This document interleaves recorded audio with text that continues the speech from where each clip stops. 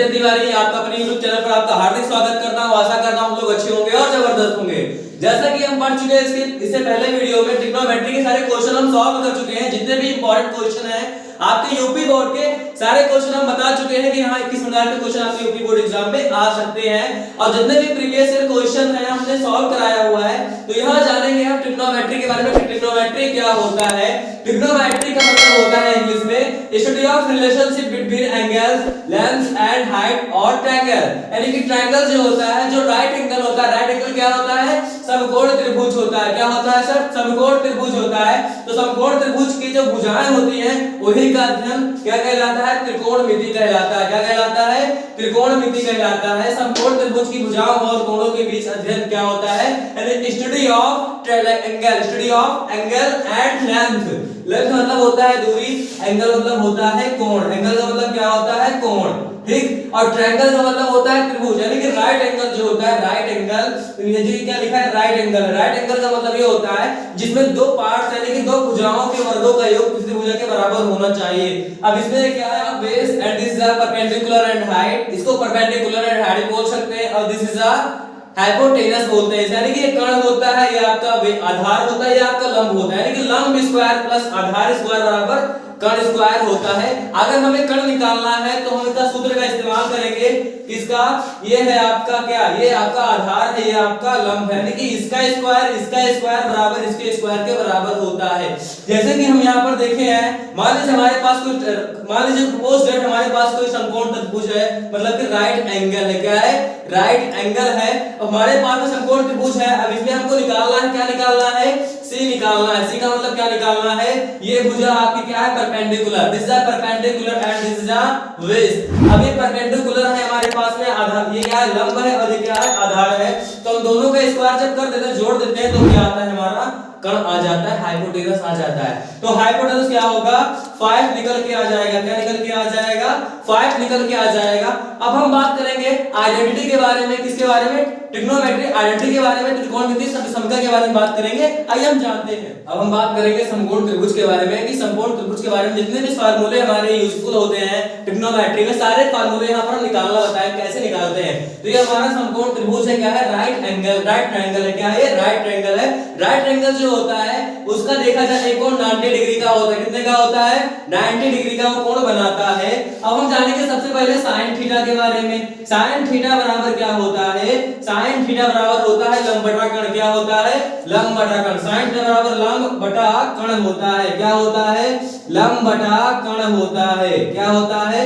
लंब बटा कर्ण होता है। उसके बाद में हम जानेंगे, हाँ एक फार्मूला और होता है, साइन थीटा इक्वल टू क्या होता है? 1 अपान कॉसेक थीटा होता है। क्या होता है? 1 अपान कॉसेक थीटा होता है। अगर हम फार्मूले से निकालेंगे यहाँ पे किसका?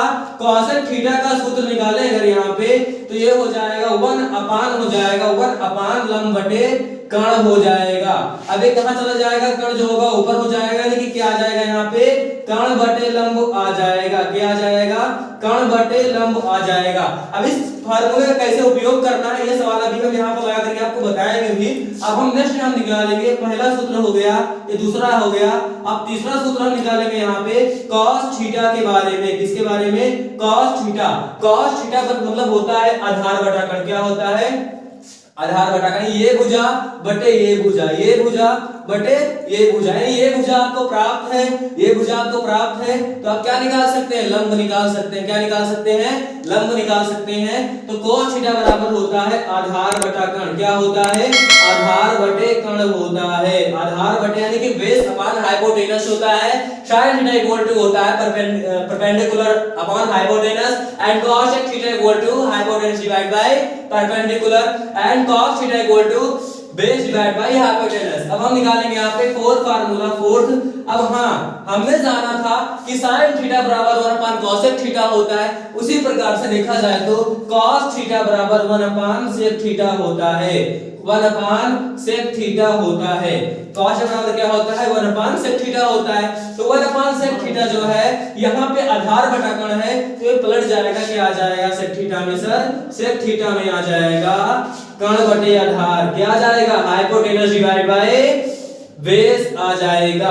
अब हम निकालेंगे सर tan थीटा के बारे में। किसके बारे में? tan थीटा के बारे में कि tan थीटा बराबर क्या होता है। तो tan थीटा बराबर होता है tan थीटा। अब tan थीटा का एक और सूत्र होता है, वो क्या होता है सर? tan थीटा बराबर होता है sin theta upon cos theta. क्या होता है? sin theta upon cos theta. यानी जो इसका tan थीटा का फार्मूला आएगा, आप sin बटे cos रख के आप निकाल सकते हैं, sin बटे cos रख के आप निकाल सकते हैं। लेकिन आपको डायरेक्टली बता देंगे जो एक tan थीटा का फार्मूला होता है लंब बटा आधार होता है। क्या होता है? परपेंडिकुलर अपॉन बेस होता है। परपेंडिकुलर अपॉन बेस यानी कि हाइट अपॉन बेस या परपेंडिकुलर अपॉन बेस होता है, लंब बटा आधार होता है। क्या होता है? लंब बटे आधार होता है। अब जिस प्रकार से sin थीटा का उल्टा होता था cosec थीटा और cos का होता था sec थीटा, उसी प्रकार से tan थीटे का भी उल्टा होता है cot थीटा। क्या होता है? cot theta. यानी कि अगर tan थीटा बराबर लंब बटा आधार है, परपेंडिकुलर अपन बेस है, तो बेस अपान परपेंडिकुलर हो जाएगा cot थीटा का मान क्या हो जाएगा?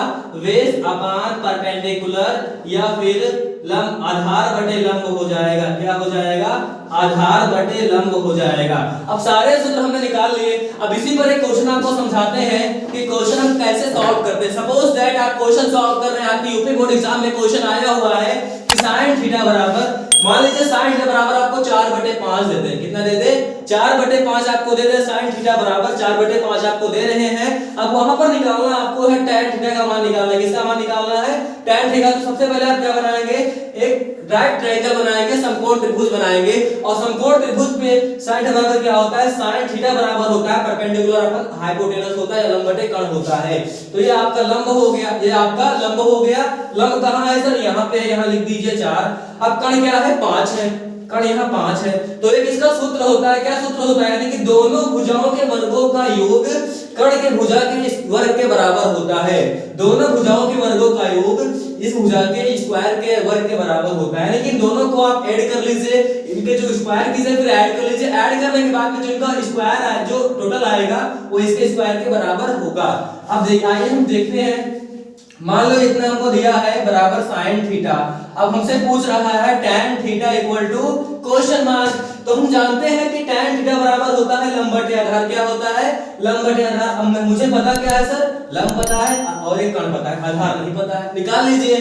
जिस प्रकार से इसका स्क्वायर बराबर इसका स्क्वायर होता था, उसी प्रकार से इसका स्क्वायर बराबर, यानी कि आधार का स्क्वायर बराबर क्या हो जाएगा? कर्ण का स्क्वायर माइनस लंब का स्क्वायर हो जाएगा। तब यहाँ पर आधार का स्क्वायर बराबर क्या आ जाएगा? कर्ण का कितना है? 5 का वर्ग माइनस 4 का वर्ग कितना आ जाएगा? 25 माइनस 16। 25 माइनस 16 ये आ जाएगा 9। अब जब 9 आएगा वो किसके बराबर होगा? आधार स्क्वायर के बराबर होगा। आधार पर स्क्वायर के बराबर होगा। अब यहाँ के स्क्वायर काटेंगे ना, रूट लग जाएगा। और √9 जो होता है वो 3 का क्या होता है? √9 का जो वर्गमूल होता है वो 3 होता है। क्या होता है? 3। अर्थात लंब आधार कितना आ गया? 3 आ गया।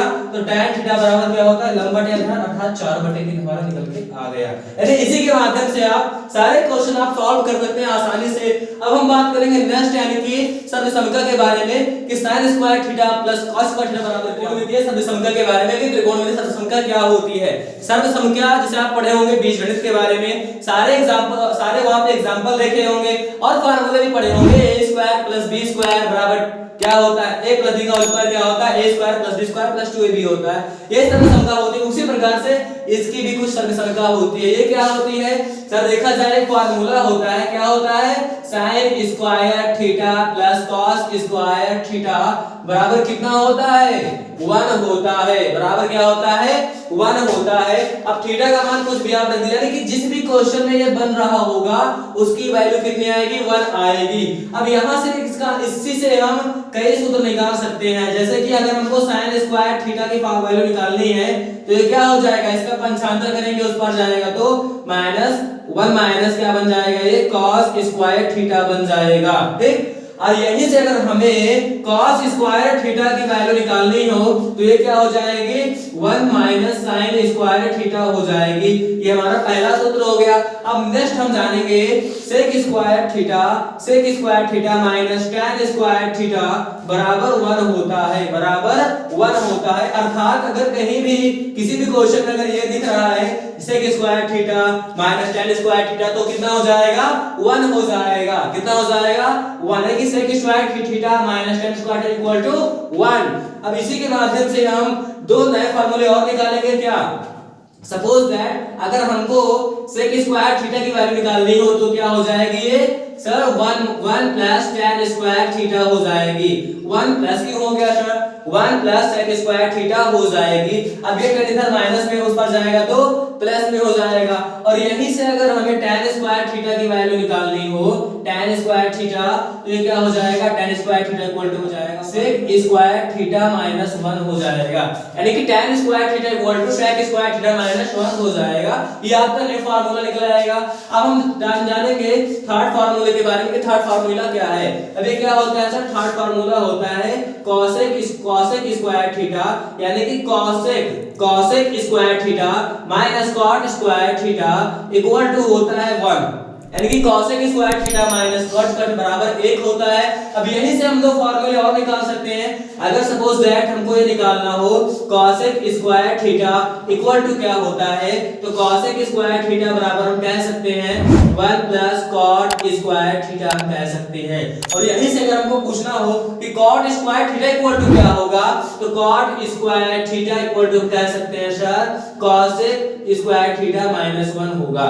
तो इसी प्रकार से अब हम पढ़ेंगे चतुर्थांश के बारे में। चतुर्थांश क्या होगा उसके बारे में बताएंगे आपको। टेबल के बारे में कौन सी टेबल अगर आपको 45 डिग्री का वैल्यू निकालना हो 60 degree and 30 degree and 120 degree तो सारे कॉन्सेप्ट यहां से क्लियर हो जाएंगे।